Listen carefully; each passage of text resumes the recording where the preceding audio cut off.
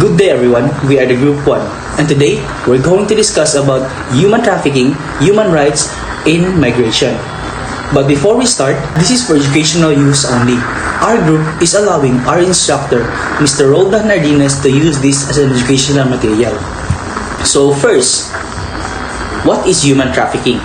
So human trafficking, also known as a trafficking in person. It's a crime involves compelling or coercing a person to provide labor or services or to engage in commercial sex act. The coercion can be subtle or overt, physical or psychological. Exploitation of minor for commercial sex is human trafficking. Regardless of whether any form of force, fraud or coercion was used. So there is no single profile of trafficking victims. Victims of human trafficking can be anyone regardless of color, race, national origin, disability, religion, age, gender, sexual orientation, gender identity, socioeconomic status, educational level, or citizenship status. Although there is no defining characteristic that all human trafficking victims shares. So, traffickers around the world frequently prey on individuals whose vulnerabilities, including poverty, limited English proficiency, or lack of lawful immigration status, are exacerbated by lack of stable, safe housing, and limited economic and educational opportunities. Examples of human trafficking. Victims, often women and children, are forced into prostitution or other forms of sexual exploitation. Labor trafficking. People are coerced into harsh, often dangerous job, agriculture, construction with little no pay. Children trafficking. Children are exploited or labor sexual purpose and forced being sometimes in even use and soldiers in conflict. Forced marriage. Individuals, mostly young girls, are compelled into marriage where they may face abuse of forced labor. Organ trafficking. Victims are coerced or deceived into giving up organ in extreme cases. Case trafficking, especially organ and harvesting. What are the three elements of human trafficking? The three essential elements of human trafficking are: number 1, act. This refers to the actions involved in trafficking, such as recruitment, transportation, transfer, harboring, or receipt of persons. Then, second is means. This includes the methods used to control or exploit individuals, which may involve force, fraud, coercion, deception, or abuse of power. Then lastly is purpose. The ultimate goal of human trafficking, which typically involves exploitation for purposes such as forced labor, sexual exploitation, or other forms of servitude. These elements together define the crime of human trafficking under international law. What is the current state of human trafficking in the Philippines? As of 2023, human trafficking remains a significant issue in the Philippines, driven by various factors including poverty, lack of education, and economic instability. Key points about the current state include: the first one is vulnerable populations. Our children are particularly vulnerable to trafficking, often exploited for sexual purposes or forced labor. Internal trafficking is also prevalent, with many victims trafficked within the country. The second one is the online exploitation. The rise of technology has led to an increase in online sexual exploitation, particularly targeting minors. The Philippines has been identified as a global hotspot for this type of trafficking. The third one is government response. The Philippine government has implemented measures to combat trafficking, including legislation, task forces, and partnerships with NGOs. However, enforcement and victim support services remain challenges. The last one is international cooperation. The Philippines works with international organizations and other countries to address trafficking, sharing information and resources to improve prevention and protection efforts. Awareness and advocacy. There is growing awareness and advocacy against human trafficking, with various campaigns aimed at educating the public and encouraging reporting of trafficking cases. While progress has been made, ongoing challenges remain in effectively combating human trafficking and providing adequate support for victims.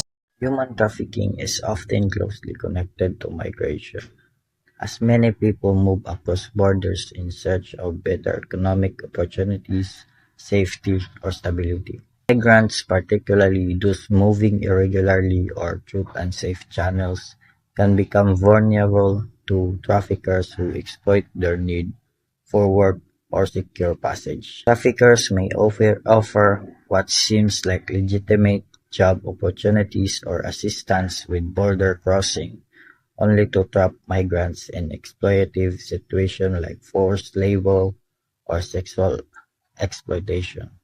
Understanding human rights in migration entails recognizing that all migrants, regardless of their legal status, hold fundamental rights that must be respected and protected.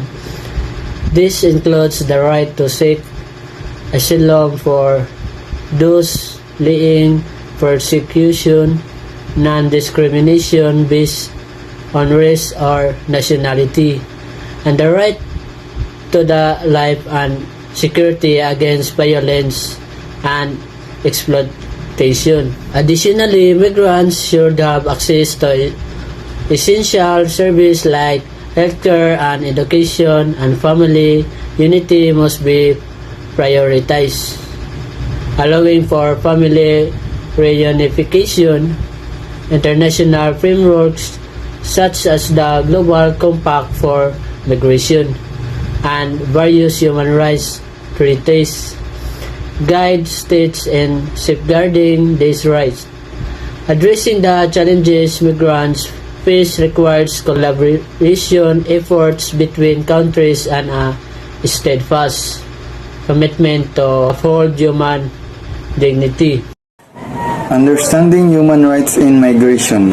So, understanding human rights is crucial in addressing the complex realities faced by migrants globally. Approximately 281 million people are currently living outside their countries of origin, often compelled by factors such as poverty, conflict, and environmental degradation. Vulnerabilities and rights violations. Migrants, particularly those in irregular situations, are more exposed to discrimination and exploitation. They frequently lack access to essential services and live in the dread of deportation, exacerbating their marginalization. Human rights breaches can include arbitrary arrest, torture, and denial of economic and cultural rights such as healthcare and education. International legal framework.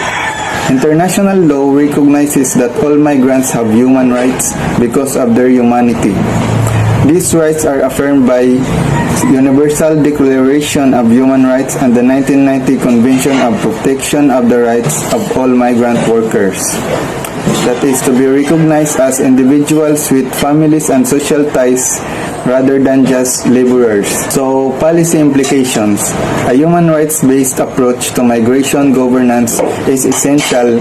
This involves integrating migrants into national policies and ensuring their rights are upheld in practice. States must combat xenophobia and discrimination while providing pathways for safe migration. Effective governance requires a commitment to uphold the dignity of all migrants and address the root causes of forced migration through social justice initiatives. So in conclusion, recognizing and protecting the human rights of migrants is not only a legal obligation but also a moral imperative that contributes to global stability and development. The adverse effect of human trafficking to globalization. Human trafficking has significant adverse effects on globalization, impacting economic, social, and political dimensions. So here are some key points. The person's economic impact. So human trafficking undermines illegal labor markets, creating unfair competition for legitimate businesses. It distorts economies by introducing exploitative practices that can drive down wages and hardworking conditions. So, here's the four economic impact. The first one is loss of productivity.